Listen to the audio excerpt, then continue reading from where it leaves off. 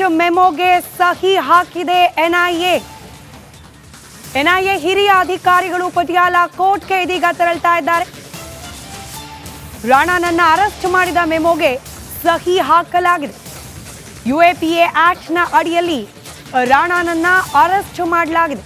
Palam airport ನಲ್ಲೇನೆ ಬಂಧಿಸಲಾಗಿದೆ.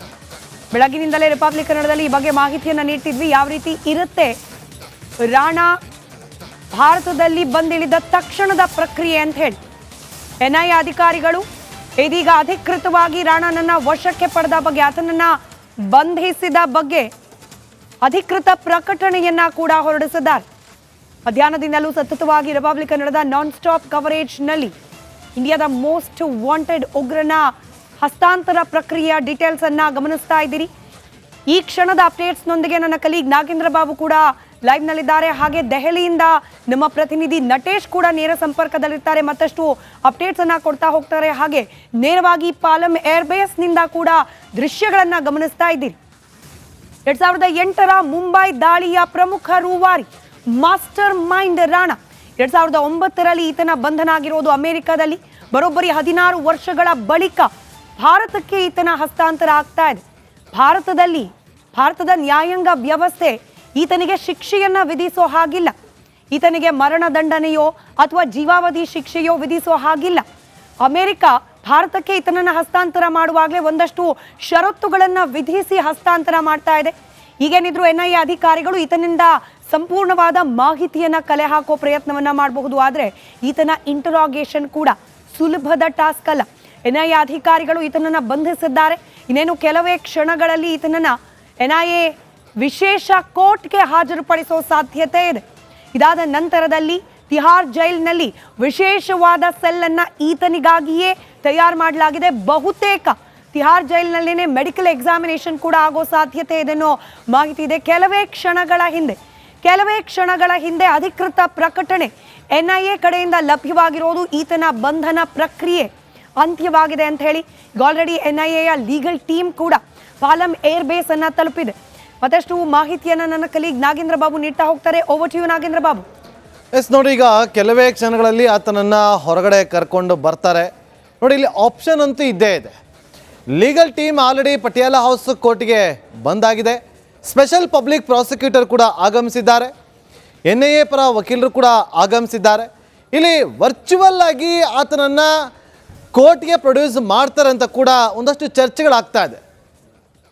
ಕಾದು ನೋಡಬೇಕು, ವರ್ಚುವಲ್ ಆಗಿ ಆತನನ್ನು ಕೋರ್ಟ್ ಮುಂದೆ ಹಾಜರುಪಡಿಸ್ತಾರಾ ಅಥವಾ ಫಿಸಿಕಲ್ ಆಗಿ ನೇರವಾಗಿ ಆತನನ್ನು ಕರ್ಕೊಂಬರ್ತಾರಾ ಅಂತೇಳಿ. ಯಾಕೆಂದರೆ ಈಗ ಆಲ್ರೆಡಿ ಮೆಡಿಕಲ್ ಟೀಮ್ ಕೂಡ ಇದೆ.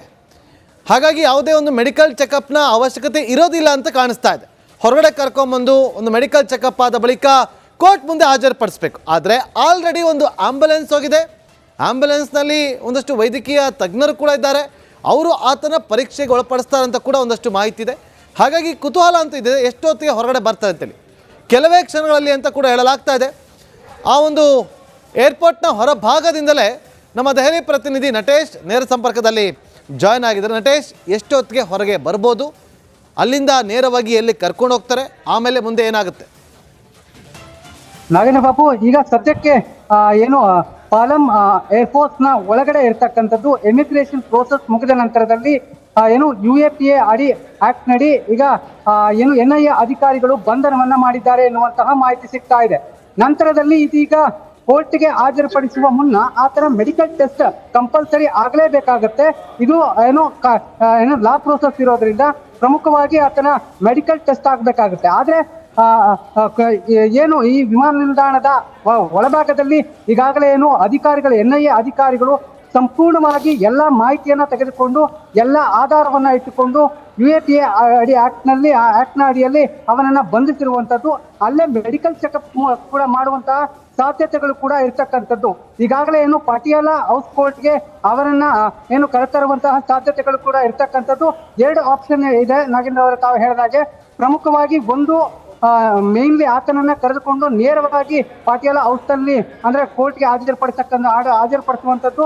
ಇನ್ನೊಂದು ಬಹಳ ಪ್ರಮುಖವಾಗಿ ವಿಡಿಯೋ ಕಾನ್ಫರೆನ್ಸ್ ಮೂಲಕ ಹಾಜರುಪಡಿಸುವಂತಹ ಸಾಧ್ಯತೆಗಳು ಕೂಡ ಇದೆ. ಇಲ್ಲಿ ಭದ್ರತಾ ದೃಷ್ಟಿಯಿಂದ ಸಾಕಷ್ಟು ಕಟ್ಟುನಿಟ್ಟಿನ ಕ್ರಮಗಳನ್ನ ಈಗಾಗಲೇ ಕೋರ್ಟ್ ಆವರಣ ಇರ್ಬೋದು, ಹಾಗೇನೆ ಹೊರಭಾಗದಲ್ಲಿ ಅಂದ್ರೆ ಪಾಲಂ ಹೌಸ್ ಏನು ಪಾಲಂ ವಿಮಾನ ನಿಲ್ದಾಣ ಏನಿದೆ ಅಲ್ಲೂ ಕೂಡ ಬಹಳಷ್ಟು ಟೈಟ್ ಸೆಕ್ಯೂರಿಟಿಯನ್ನ ಮಾಡಲಾಗಿರುವಂತದ್ದು. ಭದ್ರತಾ ದೃಷ್ಟಿಯಿಂದ NIA ಅಧಿಕಾರಿಗಳು ಅವರ ನಿರ್ಧಾರವನ್ನ ತೆಗೆದುಕೊಳ್ಳುವಂತ ಎಲ್ಲ ಅಧಿಕಾರವೂ ಕೂಡ ಅವರಿಗಿದೆ. ಈಗಾಗಲೇ ರಾಷ್ಟ್ರ ಮಟ್ಟದಲ್ಲಿ ಹಾಗೂ ಅಂತಾರಾಷ್ಟ್ರೀಯ ಮಟ್ಟದಲ್ಲಿ ಅದಕ್ಕೆ ಬೇಕಾದಂತಹ ಎಲ್ಲ ಪರ್ಮಿಷನ್ಗಳನ್ನು ಕೂಡ NIA ಅಧಿಕಾರಿಗಳು ತೆಗೆದುಕೊಂಡಿರ್ತಕ್ಕಂಥದ್ದು. ಹಾಗಾಗಿ NIA ಅಧಿಕಾರಿಗಳ ನಿರ್ಧಾರ ಏನಿದೆ ಇದೇ ಫೈನಲ್ ಆಗುತ್ತೆ. ಅವರು ಯಾವ ನಿರ್ಧಾರವನ್ನ ತೆಗೆದುಕೊಳ್ತಾರೆ ಅದ್ರ ಮೇಲೆ ಎಲ್ಲವೂ ಕೂಡ ಡಿಸೈಡ್ ಆಗಲಿರುವಂತದ್ದು. ಇದಾದ ನಂತರದಲ್ಲಿ ಏನು ಅವರನ್ನ ಕೋರ್ಟಿಗೆ ಹಾಜರುಪಡಿಸುವಂತಹ ಪ್ರಕ್ರಿಯೆ ಕೂಡ ನಡೆಯಲಿರುವಂತದ್ದು. ಇದೀಗ ಸದ್ಯಕ್ಕೆ ವಿಮಾನ ನಿಲ್ದಾಣದಲ್ಲಿ ಒಂದಷ್ಟು ಏನು ಪ್ರೋಸೆಸ್ಗಳು ಕೂಡ ನಡೀತಾ ಇದೆ. ಕೆಲವೇ ಕ್ಷಣಗಳಲ್ಲಿ ಆತನನ್ನ ಹೊರಗಡೆ ಕರೆತರುವಂತಹ ಕೆಲಸವನ್ನ NIA ಅಧಿಕಾರಿಗಳು ಮಾಡಲಿರುವಂತದ್ದು. ಯಾಕಂದ್ರೆ ಈಗಾಗಲೇ ಹೊರಗಡೆ ಟೈಟ್ ಸೆಕ್ಯೂರಿಟಿಯನ್ನ ಮಾಡಲಾಗಿದೆ. ಅಲ್ಲಿನ ಪೊಲೀಸ್ ಅಧಿಕಾರಿಗಳಿರ್ಬೋದು, ಹೊರಗಡೆ ಇರ್ತಕ್ಕಂಥ ಸೆಕ್ಯೂರಿಟಿ ಇರ್ಬೋದು, ಎಲ್ಲರಿಗೂ ಕೂಡ ಸಾಕಷ್ಟು ಮಾಹಿತಿಯನ್ನ ಕೊಡಲಾಗಿದೆ ಸಂಪೂರ್ಣ ಟೈಟ್ ಸೆಕ್ಯೂರಿಟಿಯನ್ನ ಮಾಡ್ಲಿಕ್ಕೆ. ಯಾಕಂದ್ರೆ ಈತ ಮೋಸ್ಟ್ ವಾಂಟೆಡ್ ಟೆರರಿಸ್ಟ್ ಆಗಿರೋದ್ರಿಂದ ಸಾಕಷ್ಟು ಭದ್ರತಾ ದೃಷ್ಟಿಯಿಂದ ಸಾಕಷ್ಟು ಮುನ್ನೆಚ್ಚರಿಕಾ ಕ್ರಮವನ್ನು ತೆಗೆದುಕೊಳ್ಳೋದಕ್ಕೆ NIA ಅಧಿಕಾರಿಗಳಿರ್ಬೋದು, ಹಾಗೇನೆ ಇಲ್ಲಿನ ರಕ್ಷಣಾ ಇಲಾಖೆ ಇರ್ಬೋದು ಸಂಪೂರ್ಣ ಆದೇಶವನ್ನ, ಸಂಪೂರ್ಣ ಮಾಹಿತಿಯನ್ನ ಕೂಡ ಕೊಟ್ಟಿರ್ತಕ್ಕಂಥದ್ದು. ಹಾಗಾಗಿ ಸಕಲ ಬಿಗಿ ಭದ್ರತೆಯನ್ನ ಎಲ್ಲಾ ಕಡೆ ಮಾಡ್ಕೊಂಡಿರ್ತಕ್ಕಂಥದ್ದು. ನಾಗೇಂದ್ರ ಬಾಬು. ಓಕೆ, ಹಾಗೆ ಸಂಪರ್ಕದಲ್ಲೇ ಇರಿ ನಟೇಶ್, ಮತ್ತೆ ನಿಮ್ಮನ್ನ ಸಂಪರ್ಕ ಮಾಡ್ತೀವಿ. ನೋಡಿ, ಈತನ ಜೊತೆಲಿ ಒಬ್ಬ ಸಹಚರ ಇದ್ನಲ್ಲ, ಆತನ ಬಗ್ಗೆ ಕೂಡ ಹೇಳ್ತಾ ಹೋಗ್ತೀನಿ. ಸಂಜೆ 6:22ಕ್ಕೆ ಲ್ಯಾಂಡ್ ಆದಂತಹ ಇಂಡಿಯನ್ ಏರ್ ಫೋರ್ಸ್ ವಿಮಾನ ಲ್ಯಾಂಡ್ ಆಗ್ತಾ ಇದ್ದಂತೆ ರಾಣಾ ಅರೆಸ್ಟ್ ಆಗಿದ್ದಾನೆ. ನೋಡಿ, ಆ ಇಂಡಿಯನ್ ಏರ್ ಫೋರ್ಸ್ ವಿಮಾನದಲ್ಲಿದ್ದಂಥವರು NIA ತಂಡ, ಸ್ವಾಟ್ ಟೀಮ್, ಹಾಗೆ ರಾ ಟೀಮ್ ಕೂಡ ಇತ್ತು. ಇವರೆಲ್ಲರೂ ಕೂಡ ಹೋಗಿ, ಈ ವಿಶೇಷ ತನಿಖಾ ತಂಡಗಳು ಹೋಗಿ ಆತನನ್ನು ಅಮೇರಿಕಾದಿಂದ ಇಲ್ಲಿಗೆ ಕರ್ಕೊಂಬಂದಿರೋದು.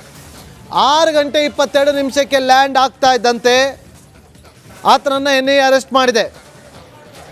2008ರ ಮುಂಬೈ ಭಯೋತ್ಪಾದಕ ದಾಳಿಯ ಪ್ರಮುಖ ಸಂಚುಕೋರಲ್ಲಿ ಒಬ್ಬನಾದಂಥ ಡೇವಿಡ್ ಕೋಲ್ಮನ್ ಹ್ಯಾಡ್ಲಿ ಅಲಿಯಾಸ್ ದಾವೂದ್ ಗಿಲಾನಿಯ ನಿಕಟ ಸಹಚರನಾಗಿದ್ದ ಈ ರಾಣಾ. ನೋಡಿ, ಒಂದು ಭಾರತದ ಕಾನೂನಾತ್ಮಕವಾಗಿ ನಾವು ಹೇಳೋದಾದರೆ ಒಮ್ಮೆ ಅರೆಸ್ಟ್ ತೋರಿಸಿದ ಬಳಿಕ ಮುಂದಿನ 24 ಗಂಟೆ ಒಳಗಡೆ ಕೋರ್ಟ್ಗೆ ಹಾಜರುಪಡಿಸ್ಬೇಕು. ಈಗ ನೇರವಾಗಿ ಕೋರ್ಟ್ ಕರ್ಕೊಂಡು ಹೋಗ್ತಾರಾ ಅಥವಾ NIA ಪ್ರಧಾನ ಕಚೇರಿ ಕರ್ಕೊಂಡು ಹೋಗ್ತಾರಾ ಅನ್ನೋದೇ ಈಗ ಸದ್ಯಕ್ಕೆ ಇರುವಂಥ ಕುತೂಹಲ. ಎಲ್ಲರೂ ಕೂಡ ಕಾದು ನೋಡಬೇಕಾಗತ್ತೆ.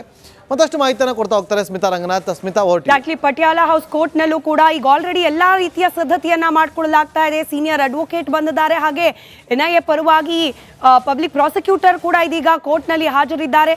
ಈಗಿರುವ ಕುತೂಹಲ, ಈತನನ್ನ ರಾಣನನ್ನ ನೇರವಾಗಿ ಪ್ರೊಡ್ಯೂಸ್ ಮಾಡ್ತಾರಾ ಅಥವಾ ವರ್ಚುವಲ್ ಆಗಿ ಪ್ರೆಸೆಂಟ್ ಮಾಡ್ತಾರಾ ಅಂತ ಹೇಳಿ. ಈಗಲೂ ಕೂಡ ಪಾಲಂ ಏರ್ ಬೇಸ್ ನಲ್ಲೇ ಇದ್ದಾನೆ ಈತ. ರಾಣನನ್ನ ಇನ್ನೂ ಅಲ್ಲಿಂದ ಆಚೆ ಕರ್ಕೊಂಡ್ಬಂದಿಲ್ಲ NIA ಅಧಿಕಾರಿಗಳು. ಅಲ್ಲೇನೆ ಪ್ರಾಥಮಿಕವಾಗಿ ನಡಿಬೇಕಾಗಿರೋ ಪ್ರಕ್ರಿಯೆಗಳು ನಡೆಸಲಾಗ್ತಾ ಇದೆ. ಬಹುತೇಕ ಮೆಡಿಕಲ್ ಎಕ್ಸಾಮಿನೇಷನ್ ಕೂಡ ಪಾಲಂ ಏರ್ ಬೇಸ್ ನಲ್ಲೇ ಮಾಡಿ ಮುಗಿಸಬಹುದು ಅನ್ನೋ ಮಾಹಿತಿಗಳು ಕೂಡ ರಿಪಬ್ಲಿಕ್ ಮೀಡಿಯಾ ನೆಟ್ವರ್ಕ್ಗೆ ಲಭ್ಯವಾಗ್ತಾ ಇದೆ. 6:20ರ ಸರಿಸುಮಾರಿಗೆ ಈ ವಿಶೇಷವಾದ ವಿಮಾನ IAFನದು ಲ್ಯಾಂಡ್ ಆಗುತ್ತೆ ಪಾಲಂ ಏರ್ ಬೇಸ್ನಲ್ಲಿ. 6:30ಕ್ಕೆ ಈತ ಆಚೆ ಬರ್ತಾನೆ. 6:40ಕ್ಕೆ ಎಕ್ಸಾಕ್ಟ್ಲಿ NIA ಅಧಿಕಾರಿಗಳು ಈತನನ್ನ ಅಧಿಕೃತವಾಗಿ ಬಂಧಿಸಿರುವ ಬಗ್ಗೆ ಪ್ರಕಟಣೆಯನ್ನ ಹೊರಡಿಸಿದ್ದಾರೆ. ಅದಾದ ನಂತರ ಹತ್ತತ್ರ 20-25 ನಿಮಿಷ ಆದರೂ ಕೂಡ ಇನ್ನೂ ಅಲ್ಲೇನೆ ಪಾಲಂ ಏರ್ ಬೇಸ್ನಲ್ಲೇನೆ ಕಂಪ್ಲೀಟ್ ಆದ ಪ್ರಕ್ರಿಯೆಗಳು ನಡೀತಾ ಇರೋದು, ಲೀಗಲ್ ಪ್ರಾಸೆಸ್ಗಳು ನಡೀತಾ ಇರುತ್ತೆ. ಹಸ್ತಾಂತರ ಅನ್ನೋ ಪ್ರಾಸೆಸ್ಸೇ ಹಾಗೆ ಸುಲಭದಲ್ಲಿ ಆಗೋದಲ್ಲ, ಅನೇಕ ಫಾರ್ಮಾಲಿಟಿಗಳನ್ನ ಮುಗಿಸೋದಿರುತ್ತೆ. ಎಲ್ಲೂ ಕೂಡ ಲೋಪದೋಷಗಳು ಆಗದೇ ಇರೋ ರೀತಿಯಲ್ಲಿ ಇದನ್ನ ನಿರ್ವಹಿಸಬೇಕಾಗುತ್ತೆ. ಅದರಲ್ಲೂ ಅಮೆರಿಕ ಅನೇಕ ಷರತ್ತುಗಳನ್ನ, ನಿಬಂಧನೆಗಳನ್ನ ವಿಧಿಸಿ ಈತನನ್ನ ಭಾರತಕ್ಕೆ ಹಸ್ತಾಂತರ ಮಾಡಿರೋದು. ಹೀಗಾಗಿ NIA ಅಧಿಕಾರಿಗಳು ಸಂಪೂರ್ಣವಾದ ಪ್ರೋಟೋಕಾಲ್ ಅನ್ನ ಫಾಲೋ ಮಾಡ್ತಾ ಇದ್ದಾರೆ. ಈ ಕ್ಷಣಕ್ಕೂ ಕೂಡ ನಾವು ಮಾತನಾಡ್ತಾ ಇರುವ ಈ ಕ್ಷಣದಲ್ಲೂ ಕೂಡ ಪಾಲಂ ಏರ್ ಬೇಸ್ ನಲ್ಲೇನೆ ಅರೆಸ್ಟ್ ಮಾಡಿದ್ರು ಕೂಡ ರಾಣನನ್ನ ಅಲ್ಲೇ ಇರಿಸಿಕೊಳ್ಳಲಾಗಿದೆ. ನಮಗೆ ಲಭ್ಯವಾಗ್ತಾ ಇರೋ ಮಾಹಿತಿ ಪ್ರಕಾರ ಬಹುತೇಕ ಮೆಡಿಕಲ್ ಎಕ್ಸಾಮಿನೇಷನ್ ಮುಗಿಸಿ ನಂತರದಲ್ಲಿ ಈತನನ್ನ ಕೋರ್ಟ್ಗೆ ಕರೆದುಕೊಂಡು ಹೋಗೋ ಸಾಧ್ಯತೆ ಇದೆ. ಬಟ್ ಈಗ ಆಲ್ರೆಡಿ ಸೀನಿಯರ್ ಅಡ್ವೊಕೇಟ್ ಹಾಗೆ ಪಬ್ಲಿಕ್ ಪ್ರಾಸಿಕ್ಯೂಟರ್ ಎಲ್ಲರೂ ಕೂಡ ಪಟಿಯಾಲ ಹೌಸ್ ಕೋರ್ಟ್ಗೆ ಬಂದಾಗಿದೆ. ಇನ್ ಕೇಸ್ ಈತನನ್ನ ಸ್ವತಃ ರಾಣನನ್ನೇ ಹಾಜರುಪಡಿಸಿದ್ರು ಅಥವಾ ವರ್ಚುವಲಿ ಈತನನ್ನ ಪ್ರೆಸೆಂಟ್ ಮಾಡಿದ್ರು ಕೂಡ ಜಡ್ಜ್ನ ಮುಂದೆ ಈತನ ಪರ ವಿರೋಧದ ಮಾತುಗಳು, ಚರ್ಚೆಗಳಾಗಲೇಬೇಕಾಗಿದೆ. ಇದಾದ ನಂತರದಲ್ಲಿ ನೇರವಾಗಿ ಈತನನ್ನ ತಿಹಾರ್ ಜೈಲಿಗೆ ಕರ್ಕೊಂಡು ಹೋಗಲಾಗುತ್ತೆ. ಸ್ಪೆಷಲ್ ಸೆಲ್ ಅಲ್ಲಿದೆ. ಇಂಟ್ರಾಗೇಷನ್ ಬಹುತೇಕ ಇಲ್ಲೇನೆ ನಡೆಯೋ ಸಾಧ್ಯತೆ ಇದೆ. ರಿಪಬ್ಲಿಕ್ ಕನ್ನಡದ ಎಕ್ಸ್ಕ್ಲೂಸಿವ್ ದೃಶ್ಯದಲ್ಲಿ ಗಮನಿಸ್ತಾ ಇದ್ದೀರಿ.